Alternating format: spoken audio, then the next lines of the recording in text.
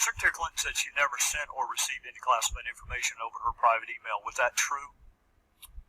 Our investigation found that there was classified information sent. So it was not true. Right. That's what I said. Okay. Well, I'm looking for a little shorter answer, so you and I are not here quite as long.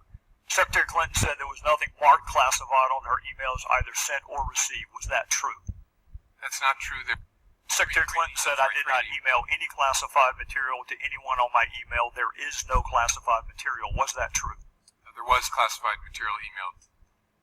Secretary Clinton said she used just one device. Was that true? She used multiple devices during the 4 years of her term as Secretary of State. Secretary Clinton said all work-related emails were returned to the State Department. Was that true? No, we found work-related emails, thousands, that were not returned. Secretary Clinton said neither she nor anyone else deleted work-related emails from her personal account. Was that true? We found traces of work-related emails on devices or in Slack space, whether they were deleted or whether when a server was changed out something happened to them. There's no doubt that there were work-related emails that were removed electronically from the email system.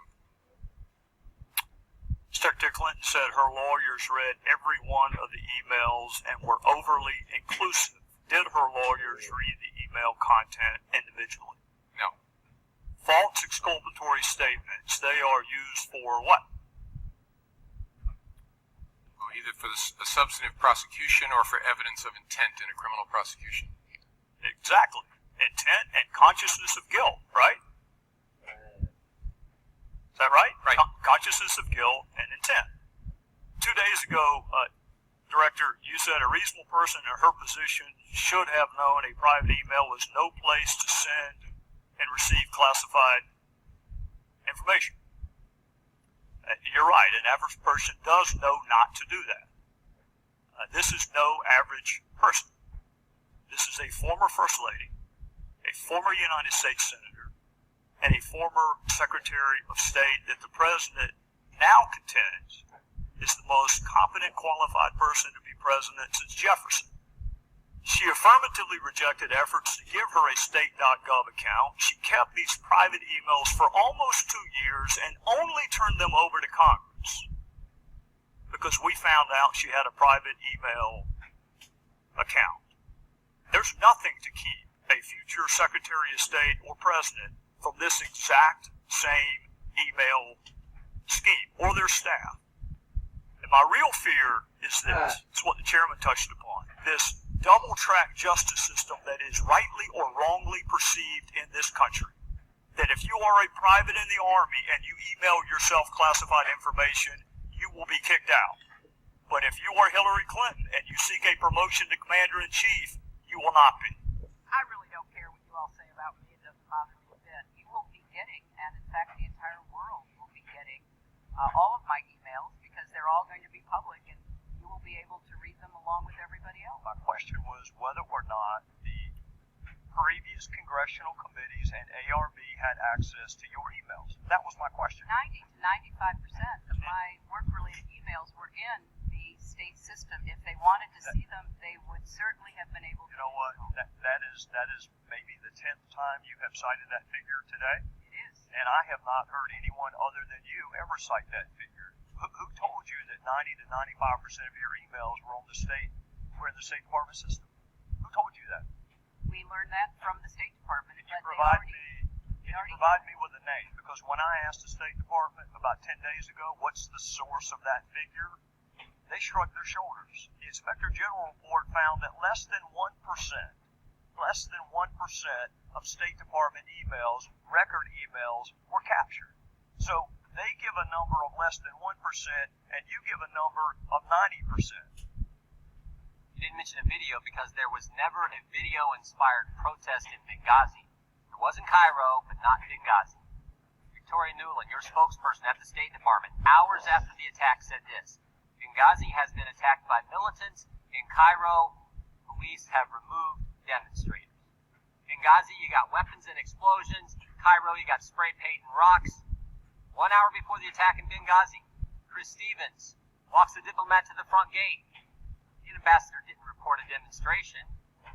He didn't report it because it never happened. So all I can There was say not is conflicting. nobody. There was not conflicting information the day of the attack because your press secretary said, if pressed, there's no connection between Cairo and Benghazi. It was clear. You're the ones who muddied it up, not the information. Well, there's no connection. Here's what I think. Here's what I think's going on. Here's what I think's going on. Let me show you one more slide. Again, this is from Victoria Nuland, your press person. She says to Jake Sullivan, Philippe Reines, subject line reads this: Romney's statement on Libya. Email says this is what Ben was talking about. Assume Ben is the now somewhat famous Ben Rhodes, author of the Talking Points memo. This email's at 10:35, 27 minutes after your 10:08 statement. 27 minutes after you've told everyone it's a video, while Americans are still fighting because the attack's still going on, your top people are talking politics. Seems to me that night you had three options, Secretary.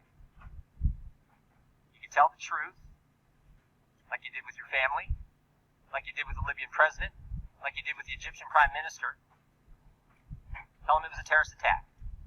You could say, you know what, we're not quite sure. Don't really know for sure. I don't think the evidence is there. I think it's all in the person, but you could have done that. But you picked the third option. You picked the video narrative. You picked the one with no evidence. You did it because Libya was supposed to be, Mr. Rossman pointed out, this great success story for the Obama White House and the Clinton State Department. And a key campaign theme that year was GM's alive, Bin Laden's dead, Al-Qaeda's on the run. And now you have a terrorist attack. It's a terrorist attack in Libya. And it's just 56 days before an election. You can live with a protest about a video. That won't hurt you. But a terrorist attack will. So you can't be square with the American people. Tell your family it's a terrorist attack, but not the American people. Tell the president of Libya it's a terrorist attack, but not the American people. You can tell the Egyptian prime minister it's a terrorist attack, but you can't tell your own people the truth. Madam Secretary, Americans can live with the fact that good people sometimes give their lives for this country. They don't like it. They mourn for those families. They pray for those families. They can live with it. But what they can't take, what they can't live with, is when their government's not square with them. Well, let's talk about your work-related emails. We asked for them last year, and the State Department gave us 8. If they had 90% of yours, why did we only get 8? Did Hillary Clinton receive treatment that was different than others? She received no treatment different from any other. The meeting on the tarmac with former President Clinton, that was a pretty fortuitous meeting for you, wasn't it? I would not say that. Well, it gave you a perfect alibi, because if you had recused yourself, as some have suggested at the outset of this investigation, because you're friends with the Clintons and maybe hope to be Attorney General in her administration, then you wouldn't have, then you could stand here and say, I defer to the FBI director. But you didn't recuse yourself. But now you're using the meeting on the tarmac to basically say, to avoid the appearance of impropriety, I can't answer your question. I asked my staff to count the number of times today you would say I can't answer that question or refuse to give an appropriate response. It's happened 74 times so far. So really, it's either one of two things. Either you're saying that because you want to avoid the appearance of impropriety, in which case you should have recused yourself, or you're trying to protect Hillary Clinton. So my colleague, Mr. Smith, asked earlier if you talked with Bill or Hillary about serving as Attorney General in Hillary's administration. Have you talked to any of their staff? No, I have not. Have you talked to anyone in their transition team? I know they're talking to people. I have not spoken to anyone on either the campaign or transition or any staff members affiliated with them. Do you want to be Attorney General?